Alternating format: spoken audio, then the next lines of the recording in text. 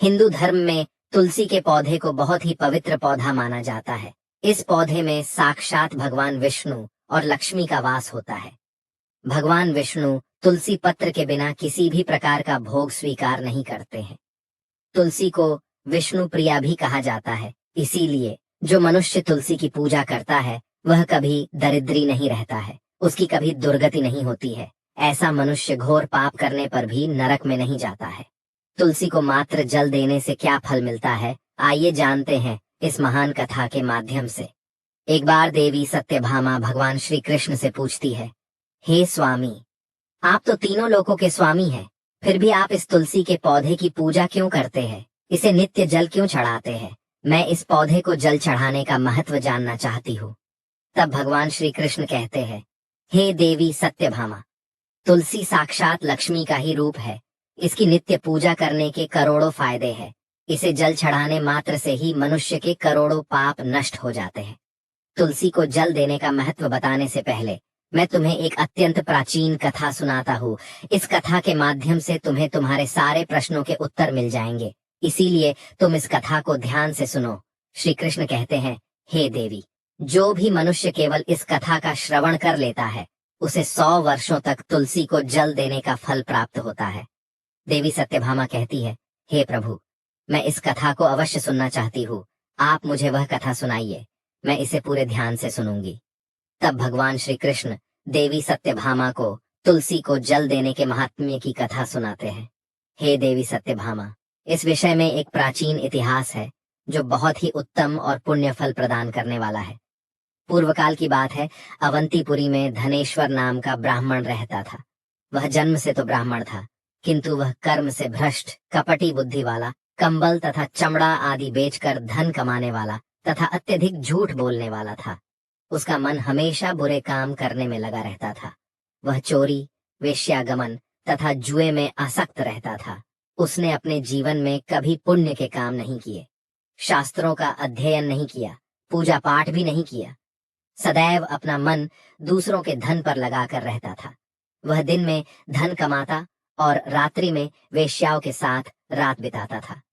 इस प्रकार से वह अत्यंत पापी धनेश्वर ब्राह्मण अपना जीवन केवल पाप करने में व्यतीत करता था। उसने अपने मुख से कभी भगवान विष्णु का नाम भी नहीं लिया और न कभी देवी देवताओं का पूजन किया। इस प्रकार से पाप करते हुए उसे अनेक वर्ष बीत गए। फिर वह धनेश्वर ब्राह्मण खरीदी बिक्री करने के लिए माहिष्मतीपुरी में जा पहुंचता है। उस नगर के पास से नर्मदा नदी बहती है। उस स्थान पर उस नदी में स्नान करने के लिए दूर दूर से लोग आया करते हैं। फिर वह ब्राह्मण उसी नदी के किनारे के एक आश्रम में ठहरता है। उस आश्रम में अनेक विद्वान ब्राह्मण पुराणों का पठन तथा भगवान विष्णु की स्तुति में मग्न रहते थे। वह पाखंडी धनेश भी ढोंग करता हुआ वहीं पर उनके साथ रुक गया। उन विद्वान ब्राह्मणों के साथ रह के उसे भी श्री हरि विष्णु के नाम सुनने का अवसर मिलता था। वह उस स्थान पर 1 महीने तक रुका। फिर वहां पर आए लोगों ने गायों का पूजन करके ब्राह्मणों को भोजन कराया, तो उस पापी ब्राह्मण ने भी उनके साथ बैठकर भोजन किया और भगवान का प्रसाद ग्रहण किया। वहीं पर उस आश्रम में एक तुलसी का पौधा था। वह ब्राह्मण जाने अनजाने में ही उस तुलसी के पौधे में पानी डालता था। उसके मन में कोई विचार नहीं था कि वह क्या कर रहा है। वह रोज सुबह उठकर पात्र में पानी लेकर तुलसी के पौधे में डालता रहता था। फिर एक दिन वह आश्रम में सोया हुआ था, तो उस स्थान पर एक सर्प आ गया और उस सर्प ने उसे नींद में ही काट लिया। उस पापी ब्राह्मण की नींद में ही मृत्यु हो गई।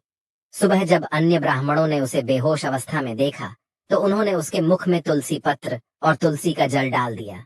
फिर सभी ब्राह्मणों को पता चला कि उसकी मृत्यु हो गई है। उस पापी ब्राह्मण की मृत्यु के बाद उस स्थान पर यम के दूत प्रकट हुए और उसे पकड़कर यमलोक ले जाने लगे। रास्ते में जाते हुए वह ब्राह्मण विलाप करने लगा और यमदूतों से कहने लगा, हे यमदूतों, मुझे कहाँ ले जा रहे हो? मेरी मृत्यु किस कारण से हुई है? तब यमदूत कहने लगे, अरे दुष्ट ब्राह्मण, तूने जन्म से लेकर मृत्यु तक बहुत पाप किए हैं। तेरे पापों के कारण ही तुझे एक काले सर्प ने काट लिया और तेरी मृत्यु हो गई है। अब हम तुझे यमलोक लेकर जा रहे हैं। वहां पर यमराज तेरे पाप कर्मों का लेखा जोखा देखेंगे और निश्चित ही तुझे वे नरक में डालेंगे। फिर वह ब्राह्मण जोर जोर से विलाप करने लगा और उन यमदूतों से क्षमा याचना करने लगा, किंतु यम के दूतों को उस पर जरा सी भी दया नहीं आई और वे उसे पीटते हुए यमलोक लेकर गए। जब यम के दूत उस ब्राह्मण को लेकर यमराज के सामने पहुंच गए, तो यमराज के पास बैठे हुए चित्रगुप्त ने उस ब्राह्मण के जन्म से लेकर मृत्यु तक के कर्मों का लेखा जोखा निकाला और यमराज से कहने लगे, हे महाराज, इस ब्राह्मण ने तो बचपन से लेकर मृत्यु तक पाप ही पाप किए हैं। इसने कोई पुण्य का काम नहीं किया है।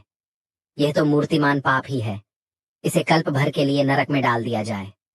फिर यमराज कहते हैं, हे दूत, जीवन भर पाप करने वाले इस दुष्ट ब्राह्मण को उठाकर ले जाओ और इसे कुंभीपाक नामक नरक में डाल दो।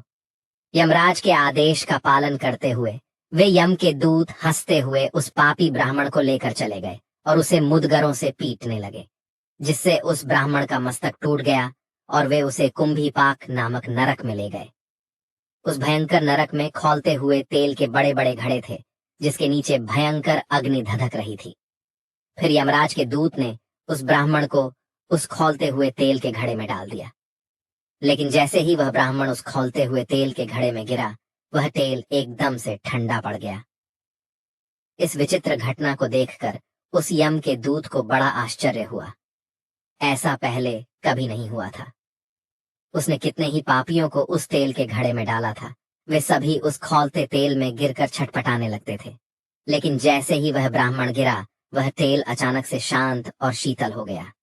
इस आश्चर्य को देखते ही वह यमदूत तीव्र गति से दौड़ता हुआ यमराज के पास पहुंच गया। यमराज ने पूछा, हे दूत, क्या बात है, इतनी तीव्र गति से दौड़ते हुए क्यों आ रहे हो? फिर वह दूत कहता है, हे यमराज, आपने जिस ब्राह्मण को कुंभीपाक में डालने के लिए कहा था, जैसे ही हमने उसे कुंभीपाक नरक में डाल दिया, नरक की अग्नि बुझ गई और वह खौलता हुआ तेल भी ठंडा पड़ गया। फिर यमराज कहते हैं, हे दूत, यह तो बड़ी ही विचित्र घटना है। ऐसा तो पहले कभी नहीं हुआ। यमराज विचार कर रहे होते हैं, तभी उस स्थान पर देवर्षि नारद पधारते हैं। देवर्षि नारद को देखकर यमराज अत्यंत प्रसन्न होते हैं और उन्हें प्रणाम करके उनका स्वागत करते हैं। फिर यमराज नारद जी से कहते हैं, हे देवर्षि, आप उचित समय पर आए हैं। हमने आज एक अत्यंत पापी ब्राह्मण को कुंभीपाक नरक में गिराया है, किंतु उसके गिरते ही नरक की अग्नि ठंडी पड़ चुकी है और खौलता हुआ तेल भी शीतल बन गया है। तब देवर्षि नारद यमराज से कहने लगते हैं, हे धर्मराज, आपने जिस ब्राह्मण को कुंभीपाक नरक में डाला है, वह नरक में डालने योग्य नहीं है, क्योंकि इस ब्राह्मण के द्वारा अनजाने में ही ऐसा कर्म हो गया है जो नरक का नाश करने वाला है। जो मनुष्य पुण्य करने वाले लोगों के साथ रहता है, उसे उनके पुण्य का भाग अवश्य मिलता है, और ये ब्राह्मण तो 1 महीने तक भगवान विष्णु के भक्तों के साथ रहा है। इस ब्राह्मण में आश्रम में रहते हुए नित्य तुलसी को जल अर्पण किया है, इसीलिए ये बहुत बड़ा पुण्यवान बन गया है। इसके समस्त पाप नष्ट हो गए हैं। ये ब्राह्मण अब विश्वलोक जाने का अधिकारी बन गया है। इस ब्राह्मण ने अनजाने में ही इतना पुण्य कमाया है जो जन्म जन्मांतरों में मनुष्यों को प्राप्त नहीं होता है। इसीलिए आप इसे नरक में न पकाओ। इस ब्राह्मण के पापों के लिए इसे केवल इतना दंड दो, इसे नरक लोक का दर्शन कराओ।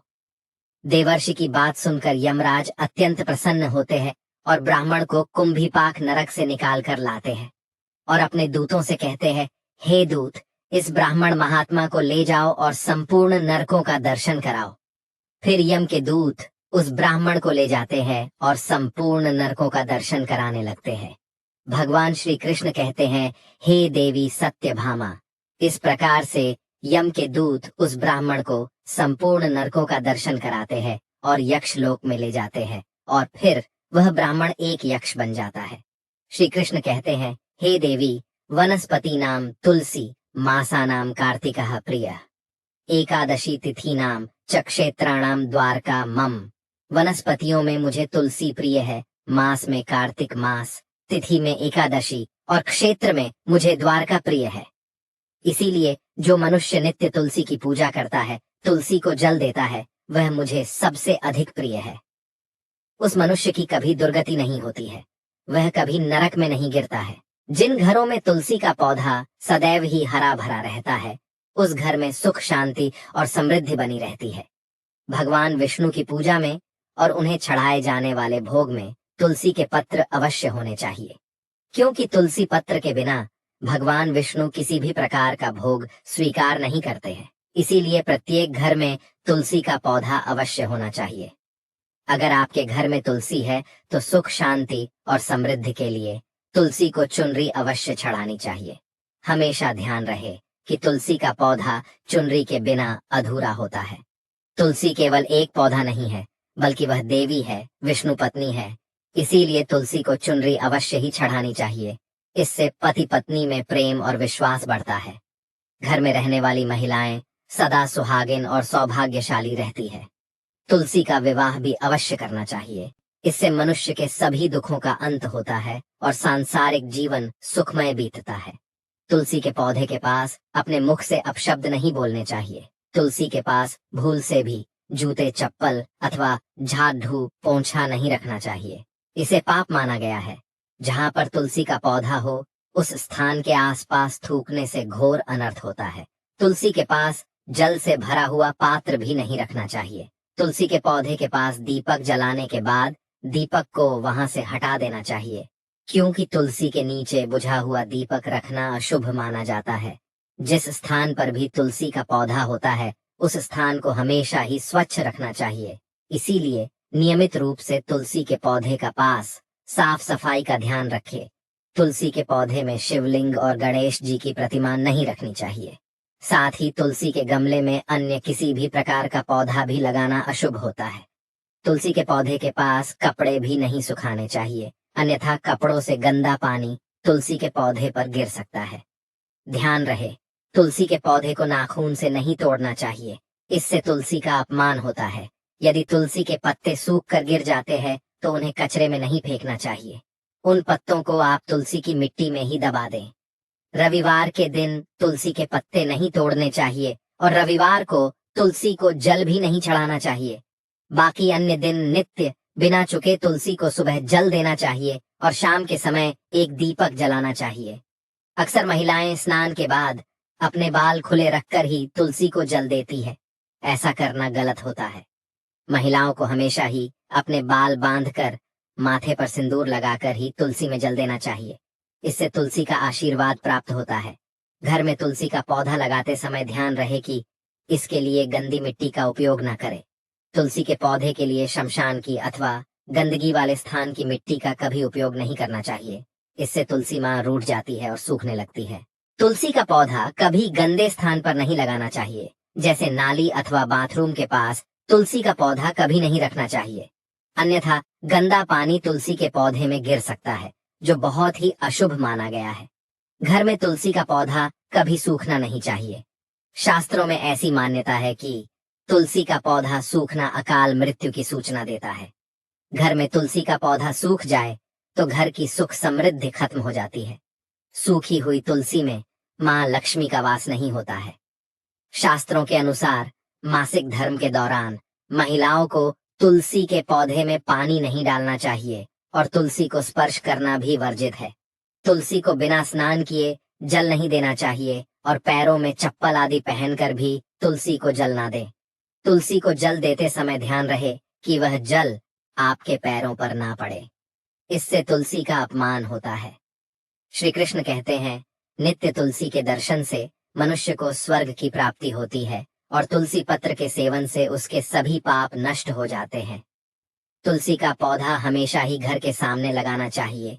इसे पूर्व अथवा उत्तर दिशा में लगाना सबसे अधिक शुभ होता है। तुलसी के पास मरुस्थलीय पौधे रखना बेहद अशुभ माना जाता है। ऐसे पौधों से नकारात्मक ऊर्जा निकलती है। शास्त्रों में कहा गया है, जिन पौधों से हरी भरी कलियों की उत्पत्ति ना हो, उसके स्थान पर कांटे निकलते हो, तो ऐसे पौधों को तुलसी के पास कभी रखना नहीं चाहिए। शास्त्रों में केले के पौधे का विशेष महत्व बताया गया है। अगर तुलसी के पास केले का पेड़ लगा देते हैं तो कई गुना अधिक लाभ प्राप्त होंगे। केले के पेड़ में भगवान विष्णु का वास होता है। इसे तुलसी के पास लगाने से घर में सुख समृद्धि आती है। तुलसी के पौधे में शालिग्राम भी अवश्य रखना चाहिए। तुलसी के गमले में शालिग्राम रखने से तुलसी का और भी अधिक शुभ प्रभाव आपको देखने को मिलेगा। शालिग्राम भगवान विष्णु का निराकार रूप माना जाता है। यह काले रंग का पत्थर होता है जिसे विलक्षण और मूल्यवान माना गया है। इसे अगर तुलसी के गमले में रखेंगे तो आपके घर से संपूर्ण नकारात्मक ऊर्जा नष्ट हो जाएगी। घर में केवल एक ही शालिग्राम की पूजा करनी चाहिए। पुराणों में कहा गया है, भगवान विष्णु की मूर्ति से कई ज्यादा उत्तम होता है शालिग्राम की पूजा करना। शालिग्राम को चंदन लगाकर उस पर एक तुलसी का पत्ता रखना चाहिए। प्रतिदिन शालिग्राम को पंचामृत से स्नान कराना चाहिए। ऐसा करने से सभी जन्मों के पाप नष्ट होते हैं। शालिग्राम सकारात्मकता और सात्विकता का प्रतीक होता है। तो दोस्तों, इस प्रकार से भगवान श्री कृष्ण ने देवी सत्यभामा को तुलसी के पौधे को जल देने का महत्व बताया है और घर में तुलसी का पौधा लगाने के नियम बताए हैं। आपको यह कथा कैसी लगी कमेंट करके जरूर बताएं। जानकारी अच्छी लगी तो वीडियो को लाइक जरूर करें। साथ ही कमेंट में जय श्री कृष्ण और जय मां तुलसी जरूर लिखें। आपसे विनती है कि आप इस चैनल को सब्सक्राइब जरूर करें ताकि ऐसी ही आध्यात्मिक जानकारी आपको प्राप्त हो। आप सभी का धन्यवाद।